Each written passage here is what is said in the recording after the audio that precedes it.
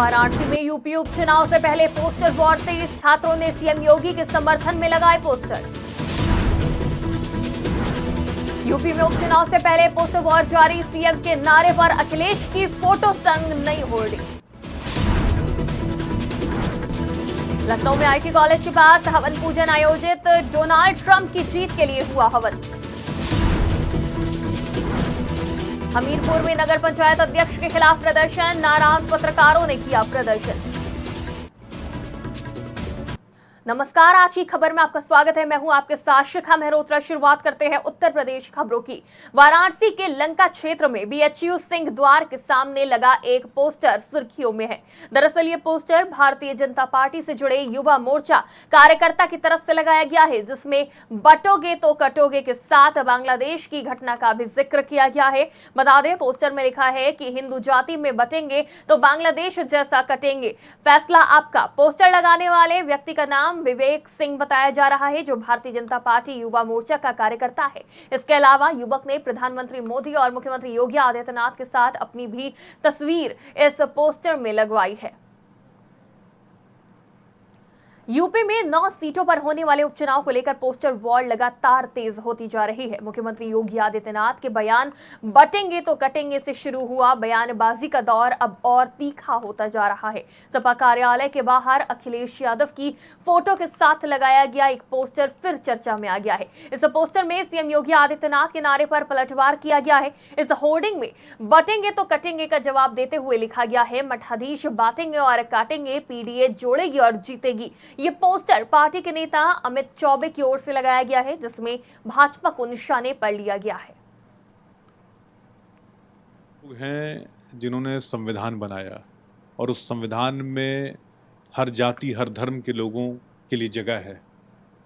ये दुर्भाग्य है इस देश का कि उसी संविधान की शपथ लेकर कुर्सी पर बैठे मुख्यमंत्री आदरणीय योगी आदित्यनाथ जी कहते हैं कि बटोगे तो कटोगे। किसको काटने और किसको बांटने की बात वो कर रहे हैं। और उस नारे को जिसके आधार पर उनको बर्खास्त कर दिया जाना चाहिए, उस नारे को आधार बनाकर भाजपा चुनाव लड़ रही है। इलेक्शन कमीशन खामोश है, कोर्टें खामोश हैं। तो अब ये तो बहुत दुर्भाग्यपूर्ण है, क्या कहा जाए।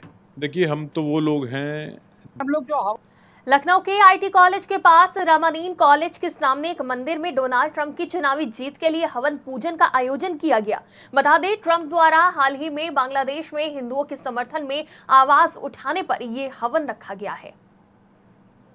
हम लोग जो हवन पूजा पाठ कर रहे हैं, हम लोग चाहते हैं अमेरिका में दूसरी बार डोनाल्ड ट्रंप राष्ट्रपति बन के आए, क्योंकि जहाँ जहाँ सनातन की आवाज की जरूरत होती है, दुनिया में कोई सनातन के लिए आवाज नहीं उठाता है। बांग्लादेश में जिस प्रकार से आगजनी और लूटपाट, बलात्कार, धर्मांतरण की घटनाएं हिंदुओं के साथ हो रही है, ये वही डोनाल्ड ट्रंप है जिन्होंने आदरणीय मोदी जी के साथ अमेरिका में राष्ट्रपति रहते हुए साझा बयान दिया था कि उग्र इस्लामिक आतंकवाद से दुनिया खतरे में है। पहली बार किसी देश के राष्ट्राध्यक्ष ने इस तरीके की बात उठाई। जिस प्रकार से कमला हैरिस जो उनकी विपक्ष में उनकी प्रत्याशी वहाँ पर उन्होंने कहा कश्मीर में अलगाववाद की अगर मदद मांगेंगे तो अमेरिका उसमें हस्तक्षेप करेगा। तो हम नहीं चाहते हमारे इस देश में हमारी अंदरूनी मसले पर कोई आवाज उठाए।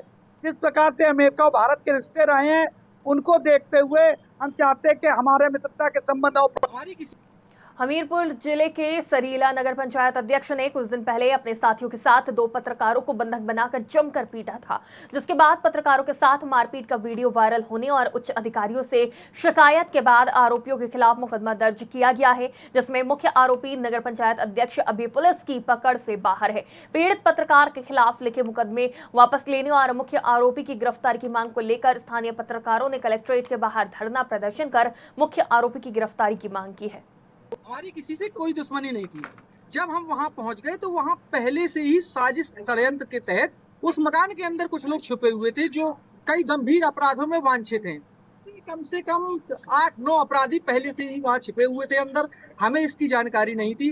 हम जैसे ही अंदर जाते हैं, वार्तालाप होता है, वार्तालाप के बाद षड्यंत्र के तहत लाइट बंद होती है, तब हमें लगता है कि हमारे साथ कोई अनहोनी हो गई है। उसके बाद कट्टा बंदूकों से लैस होकर ये लोग आए और हमारे साथ निर्वस्त्र करके मुझे लगभग 3-4 घंटे मेरे साथ बंधक बना के जो यातनाएं दी गई वो मुझे नहीं लगता कि फिल्मों में भी देखने को मिलता होगा। इसके बाद हम थाना जरिया जाके जब बंधक मुक्त होते हैं तो थाना जरिया में जाके शिकायत करते हैं। हमें पहले से ये पता नहीं था कि थाना सरीला कस्बे में 2 पत्रकारों के साथ बेहद ही निंदनीय घटना हुई है। वहां कुछ दबंगों ने, जिसमें वहां के चेयरमैन भी शामिल हैं, पत्रकारों के साथ अभद्रता की, उनके वीडियो वायरल किए, मारपीट की गई है। इस घटना की पूरे जनपद का पत्रकार निंदा करता है। ताकि जो जनपद का पत्रकार है वो आज से धरने पर बैठ गया है। हमारी मांग ये है कि जो इस तरह की निंदनीय घटना हुई है इसकी पुनरावृत्ति दोबारा ना हो, प्रशासन इसको सुनिश्चित करे। सरीला कस्बे में 2 पत्रकारों के साथ कानपुर देहात के रसूलाबाद नगर पंचायत के सरकारी अभिलेखों में गौचारा के नाम से दर्ज भूमि पर विशेष समुदाय के लोगों द्वारा कब्र बनाकर अवैध कब्जा करने का विश्व हिंदू परिषद के कार्यकर्ताओं ने आरोप लगाया है, जिसके चलते विश्व हिंदू परिषद के कार्यकर्ताओं ने विरोध जताते हुए तहसील पहुंचकर एसडीएम से शिकायत की और संपूर्ण समाधान दिवस पर कार्रवाई की मांग की।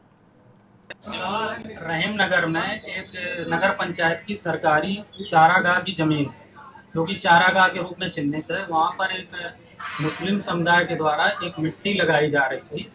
तो जब हम लोगों ने विरोध किया तो उन्होंने कहा ये कि हमारे मतलब उसकी कब्रिस्तान की ज़मीन है। जब इसकी प्रशासनिक अधिकारियों से जानकारी की तो पता चला कि ये जो ज़मीन है ये सरकारी चारागाह के रूप में स्थित है नगर पंचायत की।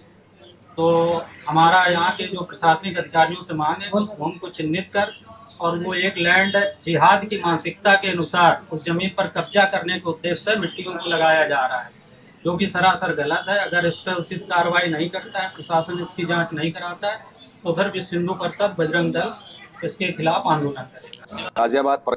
गाजियाबाद में केसे की सुनवाई के दौरान वकील और जज में नोकझोंक के बाद पूरे देश के अधिवक्ताओं में आक्रोश है, क्योंकि जिस तरह से गाजियाबाद के अधिवक्ताओं के साथ पुलिस के द्वारा मारपीट करने का वीडियो सोशल मीडिया पर वायरल हुआ बाद देश भर के अधिवक्ताओं ने हड़ताल करते हुए जज और पुलिस अधिकारियों के खिलाफ कठोर कार्रवाई करने की मांग करी है। इसके अलावा घटना से सहारनपुर के अधिवक्ताओं में भी आक्रोश देखने को मिल रहा है, जिसके चलते अधिवक्ताओं ने हाथों पर काली पट्टी बांधते हुए विरोध प्रदर्शन किया। गाजियाबाद प्रकरण को लेकर उत्तर प्रदेश बार काउंसिल ने आज विरोध दिवस मनाने का आह्वान किया था। उस विरोध स्वरूप को हमने अपने तरीके से यहाँ सभी अधिवक्ताओं ने उसमें शामिल होने का निर्णय लिया था और आज हम सभी अधिवक्तागण कार्य से विरत हैं। ये भी आपको हम बताना चाहेंगे कि ये जो प्रकरण गाजियाबाद में हुआ है ये बहुत ही निंदनीय है। न्याय व्यवस्था को छिन्न भिन्न करने का प्रयास, न्याय प्रणाली को बिल्कुल ही अपने तरीके से चलाने का प्रयास जो जिला जज महोदय गाजियाबाद ने किया है वो निंदनीय है। उसकी हर तरह से निंदा की जानी बहुत जरूरी है। अधिवक्तागण समाज के ऐसे लोगों की आवाज़ उठाते हैं जिनका कहीं कोई सुनवाई नहीं होती है। पुलिस वालों को बुलाकर अधिवक्ताओं के ऊपर लाठीचार्ज करवा दें, ये किसी भी प्रकार से उचित नहीं ठहराया जा सकता। तो हम सब अधिवक्तागण आज उत्तर प्रदेश के ही नहीं, आसपास के आप दिल्ली बार में देखेंगे तो दिल्ली में सभी लोग आज हड़ताल पर हैं। सहारनपुर में छठ पूजा के पर्व पर अपने घर लौट रहे प्रवासी मजदूर ट्रेनों में भारी भीड़ के कारण टॉयलेट, बाथरूम और खिड़कियों पर बैठकर सफर करने को मजबूर है। त्योहारों के सीजन में ट्रेनों में बढ़ती भीड़ से यात्रियों को बेहद कठिनाइयों का सामना करना पड़ रहा है, जिससे हादसे का खतरा भी बढ़ गया है। तो जा रहे सीतापुर छठ पूजा की, तो टिकटें ना मिल रहा है। सीट मिली ना है, ऐसे जा रहे हैं गेट पे बैठ के। कब से आप इन्हें सुबह से 8 बजे मिली थी जलंधर, ये 12-2 बजे तक उतारेगी रात। है तो लेकिन सीट खाली नहीं, जाना तो है, तो जा रहे सीतापुर छठ पूजा की।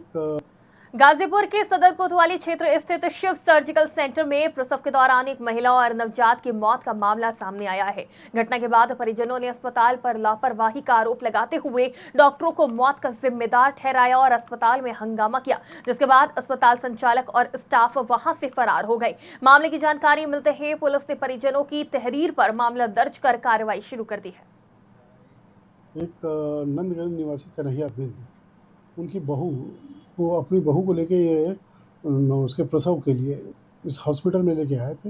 हॉस्पिटल में एडमिट किया गया, लेकिन उसकी स्थिति ज़्यादा ख़राब होने लगी तो उन्होंने बनारस के लिए रेफ़र कर दिया। बनारस में दीर्घ आयु सेंटर वहाँ पर जब तक ये पहुँचती था तो उसकी डेथ हो गई।